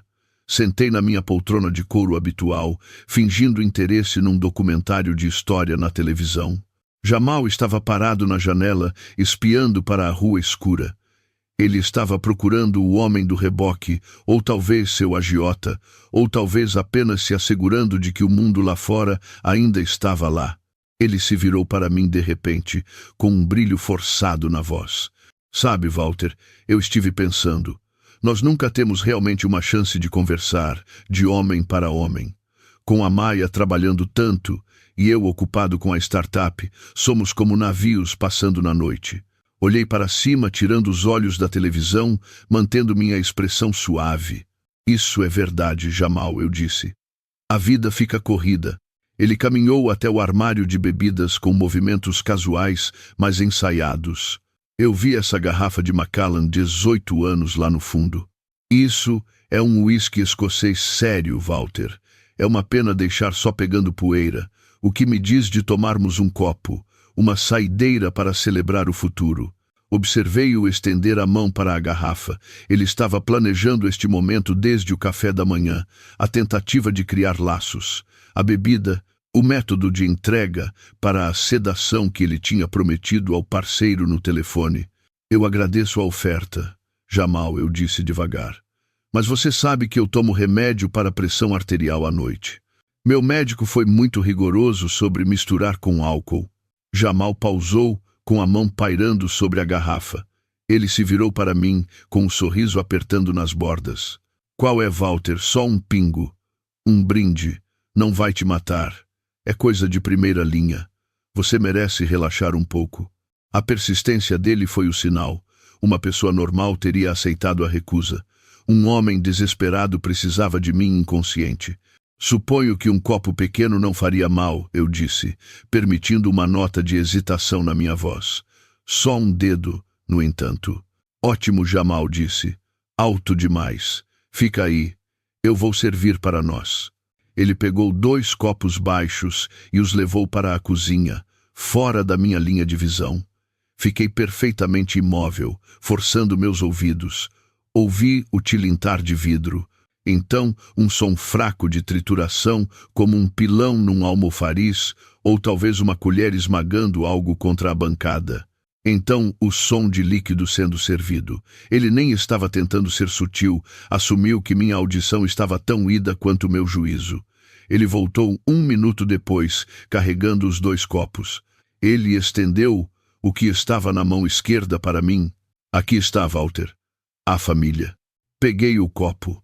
O líquido âmbar girava inocentemente, captando a luz da televisão. Levantei até o nariz, fingindo saborear o buquê. Sob a turfa e o carvalho do uísque caro, havia um tom gisento fraco, ácido, amargo. Os aglutinantes usados em comprimidos farmacêuticos. Ele tinha moído comprimidos para dormir suficientes para derrubar um cavalo. A família, ecoei. Levantei o copo aos lábios. Jamal me observava, com os olhos travados na minha garganta, esperando o gole. Ele parecia faminto. Assim que o líquido tocou meus lábios, franzi a testa e olhei em direção à janela da frente. O que foi isso? Perguntei bruscamente. Tem alguém na garagem? Jamal girou, com pânico explodindo nos olhos. O quê? Onde? Na fração de segundo em que as costas dele estavam viradas, despejei o conteúdo do meu copo na grande samambaia envasada ao lado da minha cadeira. O solo bebeu o uísque e as drogas instantaneamente. Trouxe o copo vazio de volta aos lábios e fiz um som alto de engolir, seguido por uma expiração satisfeita. Jamal se virou de volta, vasculhando a garagem escura através da janela. Eu não vejo nada, Walter. Deve ter sido um cachorro de rua, eu disse, limpando a boca. Suave. Isso é coisa boa. Jamal olhou para meu copo vazio e os ombros dele caíram uns 7 centímetros. O alívio lavou ele. Ele tomou um gole do próprio uísque sem drogas e sorriu. Ele disse. Nada igual. Ficamos em silêncio por 20 minutos. Deixei minhas pálpebras caírem. Deixei minha cabeça cabecear para a frente, depois estalar para trás, como se estivesse lutando contra o sono. Arrastei minhas palavras levemente quando falei. Rapaz, murmurei, esfregando o rosto. Aquele uísque, realmente me bateu rápido. Devem ser os comprimidos. Jamal se inclinou para a frente, assistindo à performance com interesse clínico. Você parece acabado, Walter. Por que não sobe para a cama? Coloca o sono em dia. Eu disse, lutando para levantar. Acho que vou. Me sinto muito pesado. Tropecei levemente ao levantar, agarrando o braço da cadeira para apoio. Jamal fez menção de me ajudar. Depois parou. Ele me queria fraco, mas não queria me tocar. Ele me observou cambalear em direção às escadas. Boa noite, Jamal, gritei, com a voz grossa. Tranca, tranca, tudo bem trancado. Eu vou, Walter, ele disse. Durma bem. Subi as escadas, um degrau pesado de cada vez, até chegar ao patamar. Então, abandonei a atuação. Movi-me rápida e silenciosamente para o meu quarto, fechando a porta, mas deixando-a destrancada, apenas uma fração de centímetro. Eu precisava ser capaz de ver a luz do corredor. Não entrei na cama. Ainda não. Verifiquei a armadilha na cômoda uma última vez. A linha de pesca estava esticada. O canhão estava preparado. A chave falsa sentava em seu trono de veludo, esperando um rei vir reclamar lá. Desliguei a lâmpada de cabeceira, mergulhando o quarto na escuridão. Sentei na cadeira de encosto alto no canto do quarto, parcialmente obscurecido pelas sombras do guarda-roupa. Eu tinha uma visão clara da porta e da cômoda. Verifiquei meu celular. A transmissão da câmera estava ao vivo, brilhando fracamente na minha mão. Lá embaixo, ouvi o Jamal se mexendo. Ele estava encorajado agora. Aumentou o volume da televisão, abriu a geladeira. Ele estava celebrando. Ele achava que o velho estava em coma lá em cima, num sono químico profundo que duraria 12 horas. Eu esperei. 9 horas passaram. Depois 10. Às 10h30, a televisão desligou. A casa ficou em silêncio. Então vieram os passos. Ele estava subindo. Não para me roubar ainda. Ele estava vindo para verificar. Ele precisava ter certeza de que as drogas tinham funcionado. Precisava ver o corpo. Movi-me rapidamente da cadeira para a cama. Deitei em cima das cobertas, totalmente vestido, mas puxei o edredom até o queixo. Virei a cabeça para o lado, abri a boca levemente e comecei a roncar. Um chocalho rítmico lento que soava como sono geriátrico profundo. A porta rangeu abrindo. Vi o feixe de uma lanterna cortar o quarto. Passeou pela cômoda, depois mudou para a cama. A luz atingiu meu rosto. Eu não vacilei. Mantive minha respiração constante, profunda e pesada. Walter Jamal sussurrou. Soltei um ronco e rolei, virando para a parede, puxando as cobertas mais apertadas. Jamal riu suavemente. Apagado, ele murmurou. Ele ficou lá por mais 1 minuto, aproveitando o poder dele. Ele era o mestre da casa agora. O manipulador de marionetes. Ele tinha drogado o pai, enganado a filha, e estava a horas de roubar a fortuna. Te vejo à meia-noite, velho, ele sussurrou. Ele recuou para fora do quarto, puxando a porta até estar quase fechada de novo. Ouvi os passos dele recuarem pelo corredor, para dentro do quarto de hóspedes. Meu coração martelava contra as costelas, mas minha mente estava fria como gelo. Ele ia esperar até a meia-noite. Isso me dava 1h30. Sentei na cama devagar. Eu precisava estar pronto. Precisava estar em posição. Quando aquela bomba de glitter explodisse, eu queria ser a primeira coisa que ele visse quando limpasse os olhos. Eu queria ser o pesadelo que o acordou. Acomodei-me de volta na cadeira nas sombras, agarrando os braços da cadeira com os nós dos dedos brancos. Vem, Jamal, pensei. Vem buscar sua herança. Vem ver o que acontece quando você subestima um dinossauro. A casa mergulhou no silêncio novamente. Mas era um silêncio pesado. O tipo que vem antes de uma tempestade. O tipo que vem antes da armadilha fechar. Às 2h43 da manhã, a primeira tábua rangeu no corredor. Eu estava sentado na poltrona de veludo no canto do meu quarto há quase 4 horas, encarando a escuridão como uma gárgula. Minhas pernas estavam rígidas e meus olhos ardiam, mas minha mente estava afiada como uma navalha. O som do peso mudando no assoalho de carvalho do lado de fora da minha porta era inconfundível. Não era o vento, não era a casa se acomodando, era um predador vindo se alimentar. A maçaneta girou com lentidão agonizante. O Jamal estava sendo cuidadoso. O trinco clicou, suave como um sussurro, e a porta empurrou para dentro.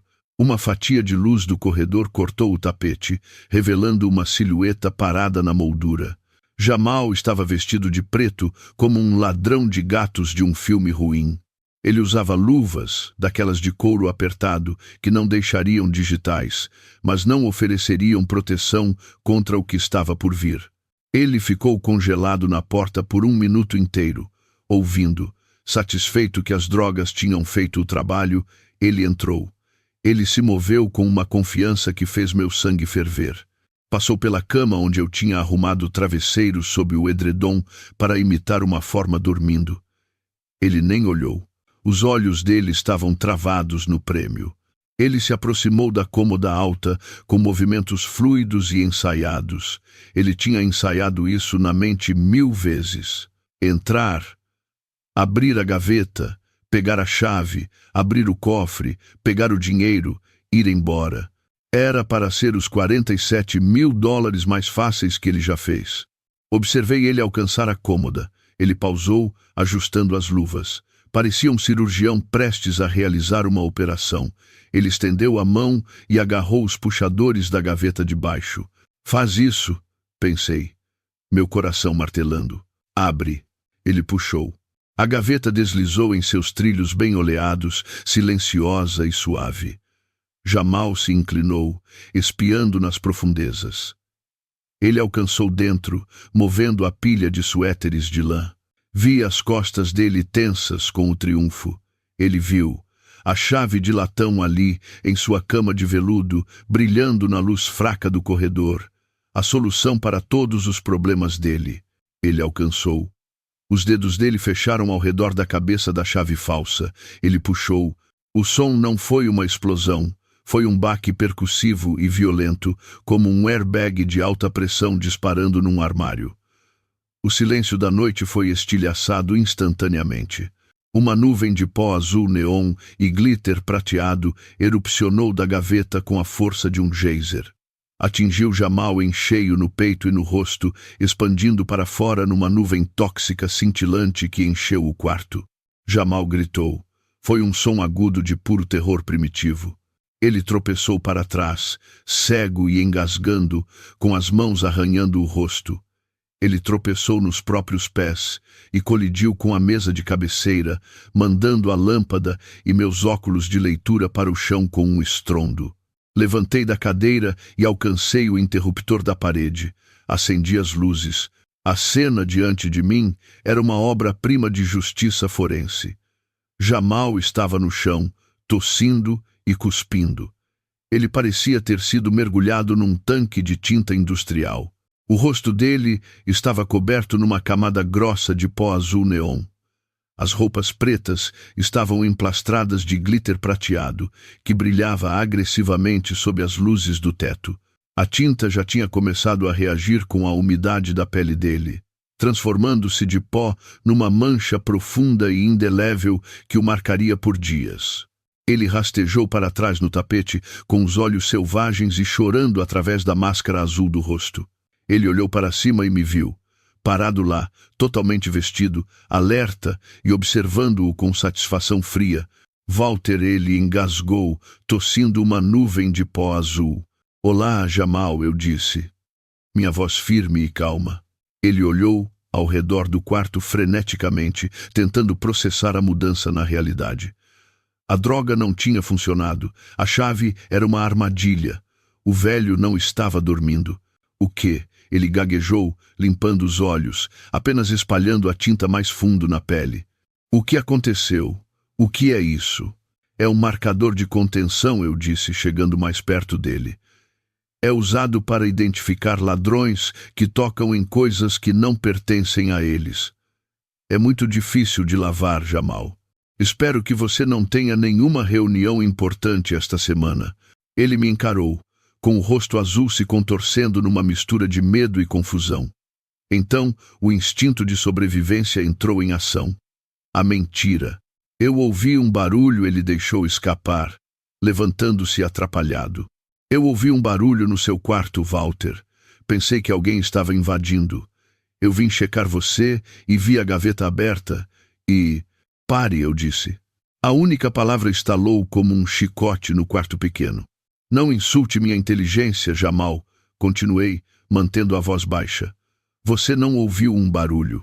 Você esperou até 2h45 da manhã, porque pensou que os comprimidos para dormir que você colocou no meu uísque tinham finalmente feito efeito. Você entrou aqui para pegar a chave do cofre de chão, para poder roubar 47 mil dólares para pagar suas dívidas de jogo. A boca dele abriu e fechou. O pó azul ao redor dos lábios rachou com o movimento. Como? Ele sussurrou. Como você sabe sobre isso? Eu sei sobre a dívida, eu disse, contando os pontos nos meus dedos. Eu sei sobre o Tony. Eu sei sobre o plano de manipular a Maya e me declarar senil. Eu sei que você penhorou as joias da avó dela mês passado. Eu sei de tudo, Jamal. Porque eu não sou um velho dinossauro senil. Eu sou um investigador forense e você está sob vigilância há 3 dias. Vigilância? Ele repetiu, olhando ao redor do quarto descontroladamente. Apontei para o detector de fumaça no canto. A lente minúscula da câmera era quase invisível, mas o Jamal a viu. Ele percebeu que cada segundo da humilhação dele tinha sido gravado em alta definição. A entrada, a tentativa de roubo, a explosão, a mentira. Ele desabou contra a parede, com o glitter caindo dos ombros como caspa. A luta drenou dele, deixando apenas um homem azul patético, num terno arruinado. Walter, por favor, ele disse, com a voz falhando. Você tem que entender. Eu estava desesperado. Eles iam me machucar. Ameaçaram a casa. Eu estava tentando consertar. Me roubando? Perguntei. Traindo a mulher que te ama? Drogando o pai dela? É assim que você conserta as coisas? Eu ia pagar de volta, ele implorou. Assim que o negócio decolasse. Não existe negócio, Jamal, eu o cortei. Nunca existiu. Apenas apostas, perdas e mentiras. Olhei meu relógio. 3:05. Temos visita chegando, eu disse. O Jamal olhou para cima, com o pânico explodindo novamente nos olhos de aros azuis.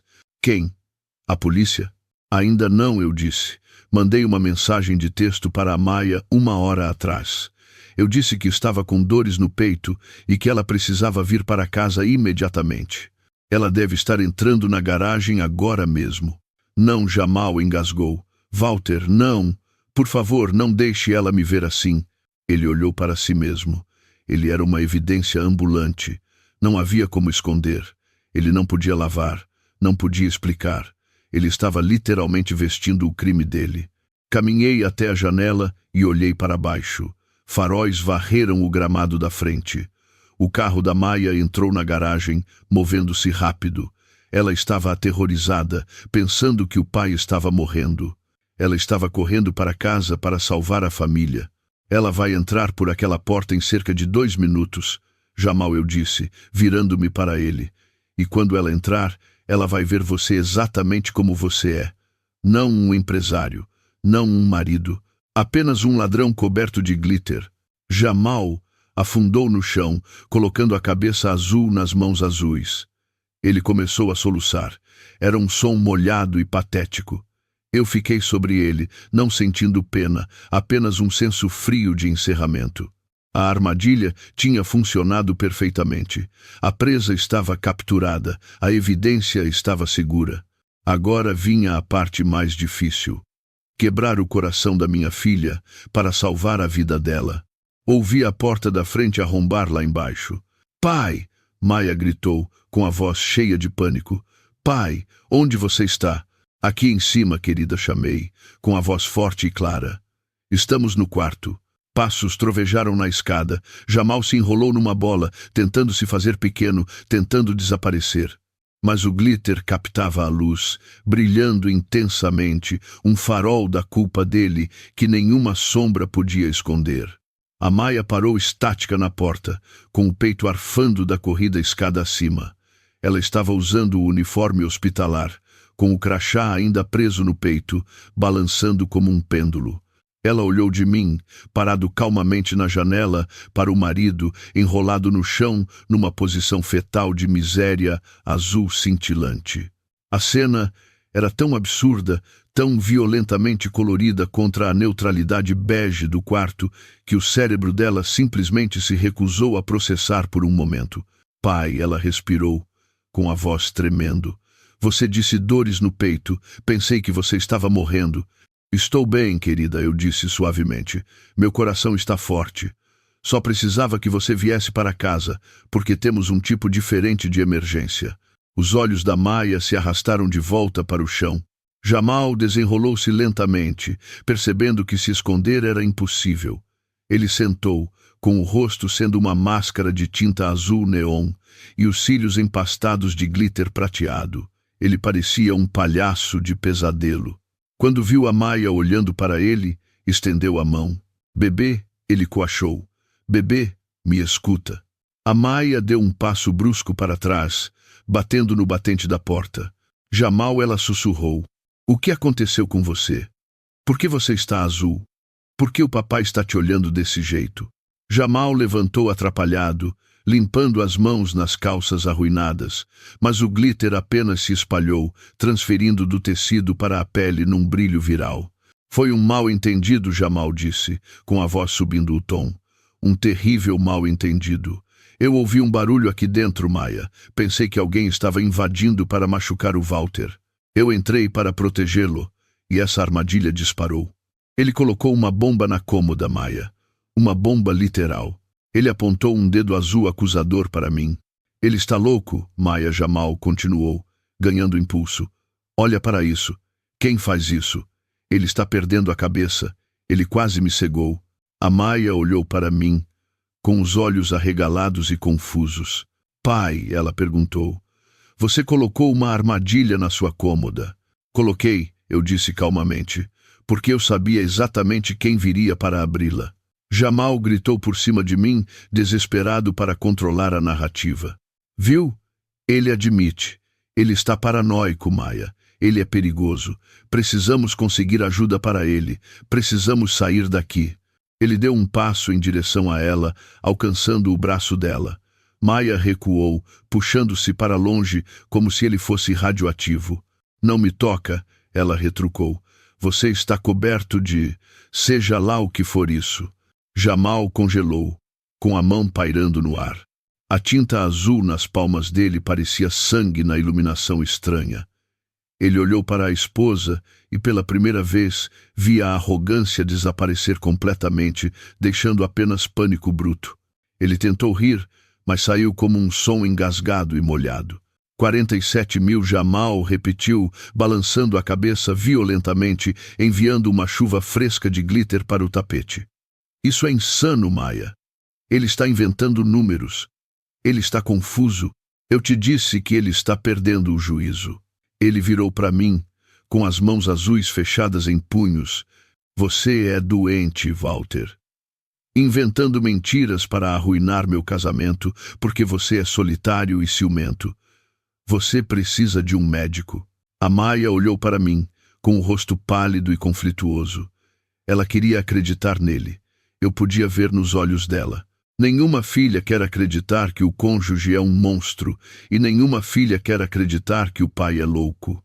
Ela estava presa entre duas realidades impossíveis. Pai, ela disse devagar, esse é um valor muito específico. Por que você diria isso?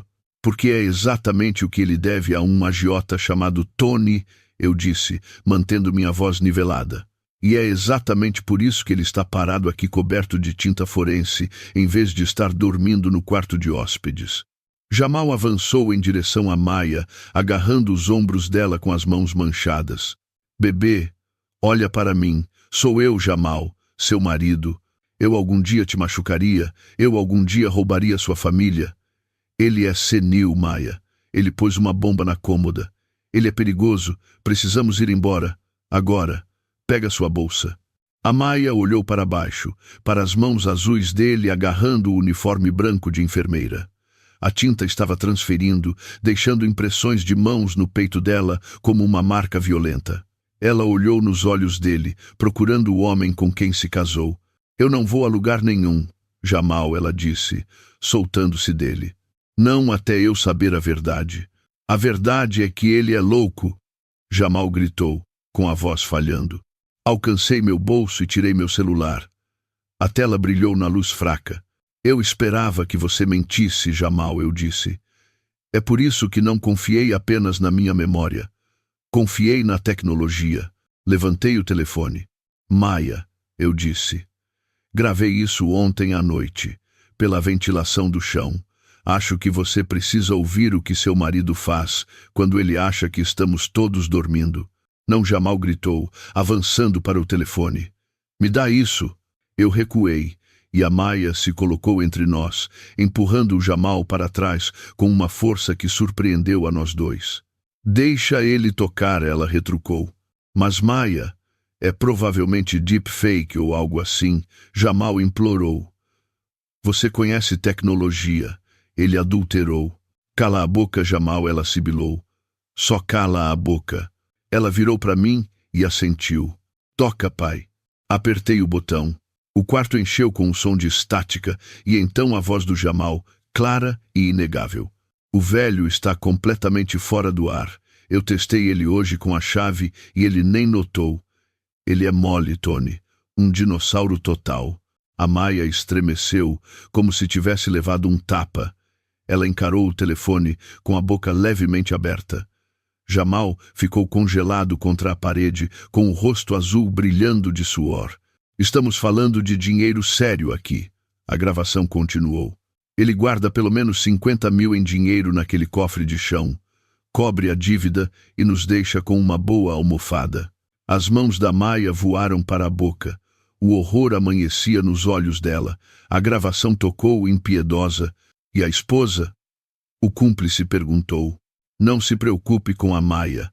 A voz gravada do Jamal zombou. Ela está trabalhando no turno da noite. Ela não tem noção. Vou dizer que ele deve ter movido o dinheiro e esquecido. Sabe como velhos ficam. Eu posso convencê-la de que ele está perdendo a cabeça. Ela confia em mim. Assisti minha filha quebrar. Não foi uma quebra barulhenta, foi um desmoronamento silencioso. Ela abraçou a si mesma, como se estivesse com frio. Ela ouviu o homem que amava chamá-la de sem noção. Ouviu ele planejando usar a confiança dela como arma contra o pai. Vou batizar a bebida do velho por volta das 8. A gravação continuou. Moí alguns dos comprimidos para dormir dele. Ele vai estar apagado. A Maia engasgou. Ela olhou para o copo de uísque vazio, ainda na mesa de cabeceira, e depois para mim. Você drogou ele, ela sussurrou. A gravação terminou. O silêncio que se seguiu foi mais pesado do que o barulho da explosão tinha sido. Está fora de contexto. Jamal gaguejou, com a voz mal sendo um sussurro. Eu só estava falando da boca para fora. Eu não ia fazer de verdade. Era só uma piada, Maia. Uma piada ruim. Uma piada, Maia repetiu. A voz dela estava plana, morta. Você me chamou de sem noção. Você planejou drogar meu pai. Você ia roubar as economias de vida dele e depois me convencer de que ele era louco. Maia, por favor, Jamal deu um passo à frente, alcançando ela de novo. Não, ela gritou. O som rasgou a casa através. Ela olhou para ele com uma repulsa tão pura que deve ter queimado. Eu te defendi, ela disse, com lágrimas finalmente derramando pelas bochechas. Quando o papai disse que você era ostentador, eu te defendi. Quando o dinheiro ficou curto, eu peguei plantões extras. Eu trabalhei turnos duplos, Jamal, enquanto você estava sentado no jardim do meu pai planejando roubá-lo. Ela olhou para as impressões de mãos azuis no uniforme branco dela. Você me fez duvidar dele, ela sussurrou. Você me fez pensar que ele estava ficando velho, me fez preocupar com a mente dele, e o tempo todo você era quem estava doente. Jamal olhou para mim, com os olhos cheios de ódio. Você arruinou tudo, ele cuspiu. Seu velho miserável. Você me enganou. Eu não te enganei, Jamal, eu disse calmamente. Eu apenas deixei você ser você mesmo. A Maia limpou o rosto, borrando um rastro de tinta azul na bochecha onde o Jamal a tinha tocado. Ela endireitou a coluna. A enfermeira que lidava com casos de trauma, a mulher que mantinha tudo funcionando, finalmente assumiu o comando. Sai, ela disse. Jamal piscou. O quê? Sai desta casa, Maia disse, com a voz subindo. Pega suas coisas e sai. Você não pode me expulsar, Jamal zombou, tentando recuperar algum terreno. Isso é propriedade conjugal. Eu tenho direitos. Você não tem nada, eu interceptei, dando um passo à frente. Você está na minha casa, Jamal.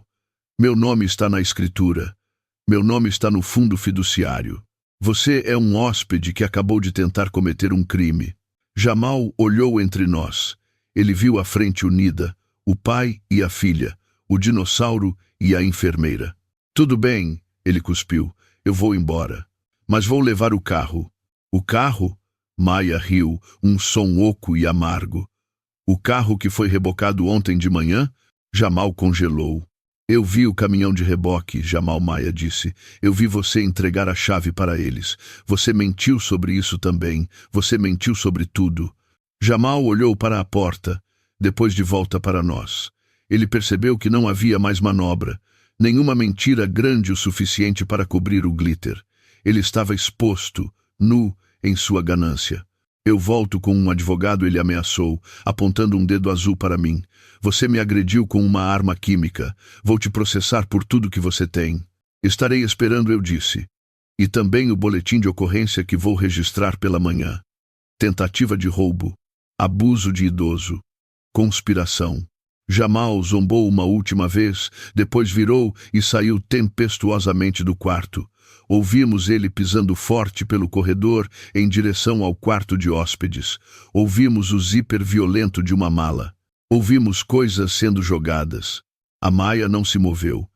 Ela ficou no centro do quarto, tremendo. Caminhei até ela e envolvi meus braços ao redor dela. Ela enterrou o rosto no meu ombro, soluçando. Eu sinto muito, pai, ela chorou. Eu sinto muito. Eu trouxe ele para cá. Eu fiz isso. Shhh. Eu acalmei, esfregando as costas dela. Você não fez nada de errado, querida. Você amou alguém. Isso não é um crime. Ele é o criminoso. Ficamos lá por 10 minutos, ouvindo os sons do Jamal empacotando a vida dele. Então ouvimos o baque pesado de passos na escada. A porta da frente bateu com uma força que sacudiu os vidros da janela. Caminhei até a janela e puxei a cortina. Observei o Jamal arrastar a mala dele pela entrada da garagem. Ele parecia pequeno e patético, brilhando ao luar sob o poste de luz. Ele tinha chegado num carro de luxo, agindo como um rei. Ele estava saindo a pé, coberto de glitter, parecendo um tolo.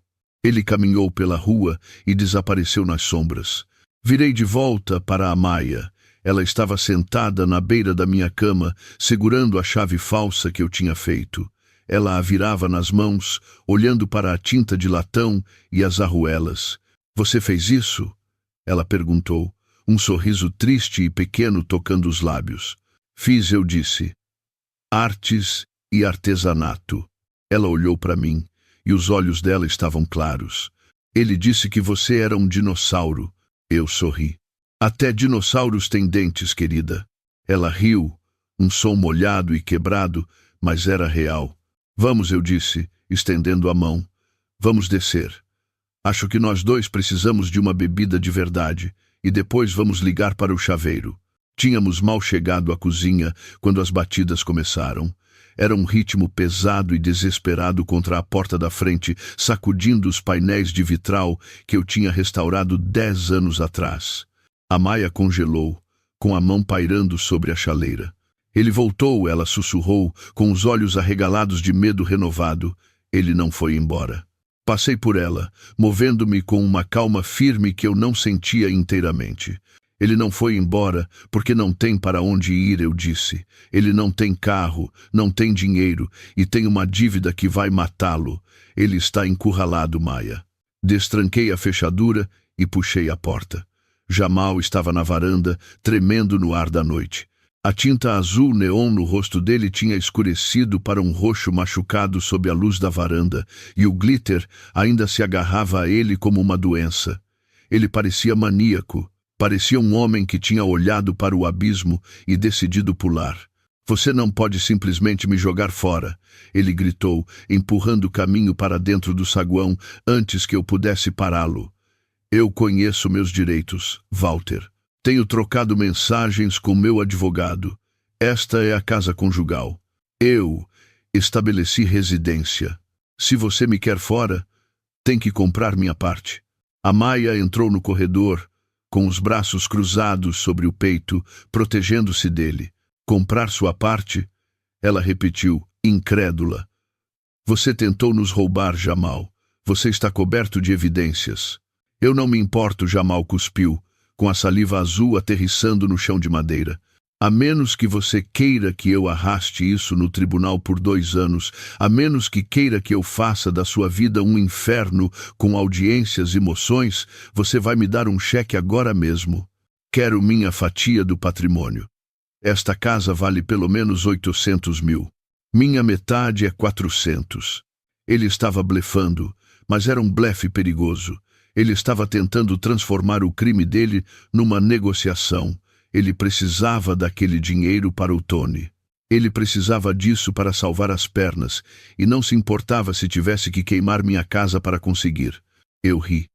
Foi um som seco que ecoou no corredor de teto alto. Jamal parou o discurso no meio da frase, assustado com o barulho. O que é tão engraçado, velho? Ele zombou. Você é, eu disse, encostando no corrimão. Você me chama de dinossauro, Jamal, mas esqueceu que dinossauros estão por aí há muito tempo. Eles conhecem o terreno. Você não fez sua lição de casa. Do que você está falando? Ele perguntou, com os olhos correndo entre mim e a Maia. Você acha que tem direito a esta casa, eu disse. Você acha que porque casou com a minha filha e dormiu no meu quarto de hóspedes, você ganhou patrimônio. Mas você nunca checou a escritura. Checou? Você nunca foi ao cartório do condado. A confiança do Jamal vacilou. A tinta azul na testa dele enrugou quando ele franziu a testa. Se tivesse ido, continuei. Mantendo minha voz conversacional, você teria visto que esta casa não pertence a mim. Não pertence a Maia também. Desde 1998, esta propriedade e todos os meus principais ativos têm sido mantidos num fundo fiduciário irrevogável. Assisti a palavra afundar, irrevogável. A beneficiária é a Maia, eu disse. Mas ela não tem controle sobre o principal até eu morrer. E eu sou o único administrador. Você não pode processar por isso. Você não pode reivindicar num divórcio. Você não pode tocar num único tijolo desta casa, Jamal. Você não possui nada. O ar saiu dele. Ele desabou contra a parede, deixando uma mancha de azul cintilante no papel de parede. A realização o atingiu como um golpe físico. Não havia pagamento. Não havia acordo. Havia apenas a dívida e os tubarões esperando por ele no escuro. Você me enganou, ele sussurrou, com a voz quebrando. Você sabia. Você me deixou pensar. Eu deixei você pensar. O que quisesse, eu disse. Eu protegi minha família de parasitas. É isso que pais fazem. Jamal olhou para a Maia, implorando uma última vez. Maia, por favor, você não pode deixar ele fazer isso. Eu vou ser morto. Eles vão me matar.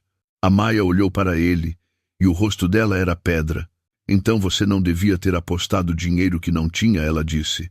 Jamal soltou um rugido de frustração e avançou em minha direção, com as mãos alcançando minha garganta. Eu me preparei, pronto para lutar, mas antes que ele pudesse me alcançar, a sala foi inundada com luzes piscantes vermelhas e azuis vindas da garagem. Sirenes cortaram a noite, agudas e altas. Jamal congelou, com as mãos no ar. Chequei meu relógio, 3h15, bem na hora. Você chamou a polícia, Jamal engasgou, recuando. Chamei eles 4 horas atrás, eu disse, logo depois que gravei sua ligação telefônica. Eu disse a eles que havia um homem ameaçando ferir minha filha e roubar minha casa. Eu contei sobre os mandados pendentes por fraude que você tem em Nevada. Você não achou que eu checaria seus antecedentes de novo, achou? A porta da frente, que ainda estava entreaberta, foi empurrada. O oficial Williams, um homem que eu conhecia há 20 anos, entrou com a mão descansando no coldre. 2 outros policiais estavam atrás dele. Walter, o oficial Williams disse, assentindo para mim. Tudo certo aqui? Está agora, eu disse, apontando para a figura azul tremendo contra a parede. Aquele é ele, Jamal Evans, ou como é conhecido em Las Vegas, Marcus Thorne. Jamal colocou as mãos para cima, protegendo o rosto das lanternas. Foi um mal-entendido, ele soluçou. O oficial, Williams, deu um passo à frente, olhando o Jamal de cima a baixo. Filho, ele arrastou a voz. Você parece que perdeu uma briga com uma loja de artesanato. Vire-se e coloque as mãos nas costas. Jamal não lutou. Ele não tinha luta sobrando. Ele se virou devagar e o oficial Williams clicou as algemas nos pulsos manchados de azul. Você tem o direito de permanecer calado, Williams recitou. Jamal olhou para trás, para nós, por cima do ombro enquanto o arrastavam para fora. Os olhos dele estavam ocos, vazios. Ele olhou para Amaya uma última vez, mas ela virou o rosto, incapaz de assistir o homem que tinha amado ser arrastado como lixo. Nós assistimos da porta enquanto o colocavam na parte de trás da viatura. A tinta azul no rosto dele refletia as luzes da polícia, criando uma máscara grotesca de tragédia. Ele ainda estava chorando quando fecharam a porta. O oficial Williams subiu os degraus de volta. Vamos precisar de um depoimento de manhã, Walter, ele disse. Encontramos um telefone descartável no bolso dele. As mensagens confirmam a conspiração com a terceira parte. Você nos poupou muito trabalho com aquela gravação.